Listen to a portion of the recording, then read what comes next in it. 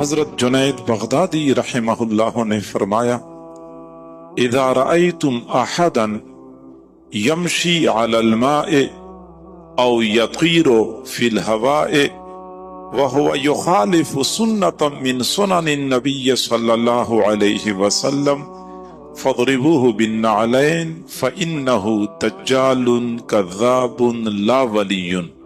اگر تم کسی بندے کو دیکھو کہ وہ پانی پر چل رہا ہے یا ہوا میں اڑ رہا ہے اور وہ حضور صلی اللہ علیہ وسلم کی سنتوں میں سے ایک سنت کا مخالف ہے تو اس کو جوتے مارو، وہ دجال کذاب تو ہو سکتا ہے، وہ ولی نہیں ہو سکتا۔ ولایت 100% شریعت کی اتباع کا نام ہے۔ سر کے بالوں سے لے کر پاؤں کے ناخنوں تک اپنے آپ کو سنتوں سے آراستہ و پیراستہ کرنے کا نام ہے۔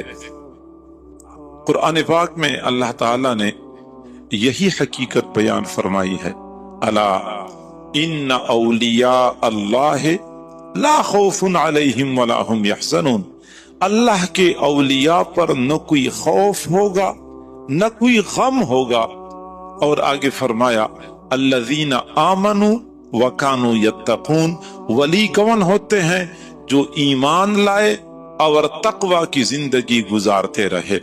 بس 2 شرطیں ہیں، ایک ایمان، دوسرا تقوی اور پرہیزگاری۔ اب الحمدللہ ہم سب کے سب اللہ کے فضل اور کرم سے ایمان والے ہیں۔ اب ایک قدم تو ہم طے کر چکے ہیں، اگلا قدم باقی ہے کہ ہم اپنے آپ کو گناہوں سے بچائیں، تقوی پرہیزگاری والی زندگی اختیار کر لیں۔ جس بندے نے ایک ایک کر کے سارے گناہوں کو چھوڑ دیا، وہ دعویٰ نہ بھی کرے، وہ پھر بھی ولایت کے مرتبے پر فائز ہے۔ اور جس بندے نے گناہوں کو نہیں چھوڑا، تقوی کی زندگی کو اختیار نہیں کیا، تو قرآن مجید کے فیصلے کی روح سے وہ بندہ ولی ہو ہی نہیں سکتا۔ ولایت تقوی اور پرہیزگاری کا نام ہے۔ حضرت مولانا اشرف علی تھانوی رحمت اللہ علیہ فرمایا کرتے تھے کہ ہمارے تصوف کا اصل مقصد یہ ہے کہ بندے کی رگ رگ اور ریشے ریشے سے گناہوں کا کھوٹ نکل جائے، پورا سراپا شریعت مطہرہ کے سانچے میں ڈھل جائے، گناہوں سے پاک صاف زندگی بندے کو نصیب ہو جائے۔ یہی ہمارے تصوف اور سلوک کا مقصد ہے۔ اور پھر فرمایا کرتے تھے کہ جس نے اڑنا ہے یا اڑانا ہے، رونا ہے یا رولانا ہے، وہ کسی اور طرف چلا جائے۔ جس نے حقیقی معنوں میں انسان بننا ہے، وہ ہماری طرف آ جائے۔ اور میرے بھائیوں، حقیقت یہ ہے کہ نیک اعمال کرنا آسان، نمازیں پڑھنا آسان، روزہ رکھنا آسان، زکوٰۃ کی ادائیگی آسان، گناہوں سے بچنا نہایت مشکل کام ہے۔ اور جب تک گناہوں سے نہیں بچیں گے تب تک بات نہیں بنے گی۔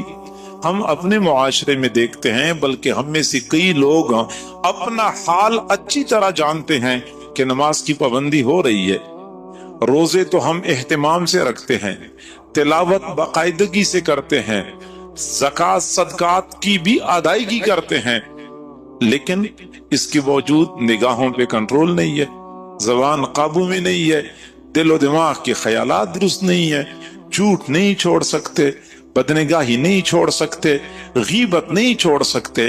تو نیک اعمال کرنا مشکل نہیں ہے، گناہوں سے بچنا مشکل ہے، اور گناہوں سے بچنا ہی ولایت کہلایا جاتا ہے۔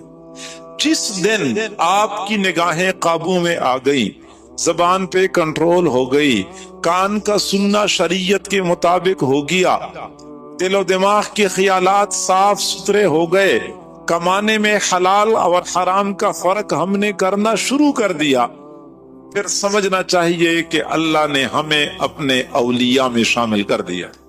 تو لہذا ولایت کا درجہ پانے کے لیے زیادہ پاپڑ نہیں بیلنے پڑتے، صرف 2 کام کرنے ہوتے ہیں۔ قرآن ہمیں کہتا ہے الذین آمنوا وکانوا یتقون، ایمان اور تقوی، یہ 2 صفات جس بندے میں آ گئیں اس کو ولایت کا درجہ حاصل ہوگی۔